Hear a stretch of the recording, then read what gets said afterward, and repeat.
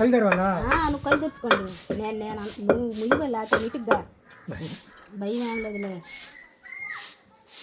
కళ్ళు కట్టుకొని తెచ్చుకోండి.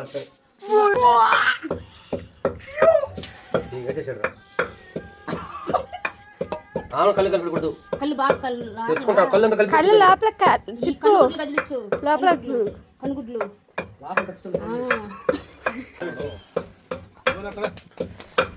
అదేం కాదులేనబ్బా. కళ్ళు కళ్ళు పడుతుండు. బాగానే పట్టుకోండి. అసలు నీళ్ళే పడలేదు కంట్లోంచి. కళ్ళకి అప్పేసిన నీళ్ళ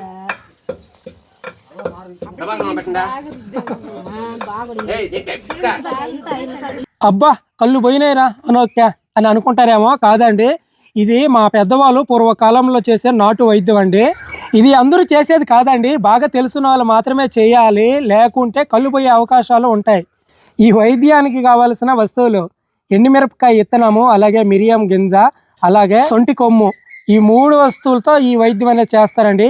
సరిగ్గా ఉంటుంది, ఘాటుగా ఉంటుంది, మంట అయితే అదిరిపోతుంది. సుత్తి తీసుకొని 2 కళ్ళ మీద వేసి బాదినట్టు ఉంటుంది. ఈ 3 వస్తువుల్ని మెత్తగా నూరి కళ్ళకి కాటికి పెట్టినట్టు పెడతారండి. అది మాత్రం మామూలుగా ఉండదు. ఈ నాటు వైద్యం దేనికోసం చేస్తారో తెలుసుంటే కామెంట్ చేయండి. అలాగే ఈ నాటు వైద్యం పేరు ఏంటో తెలుసుంటే కామెంట్ చేయండి.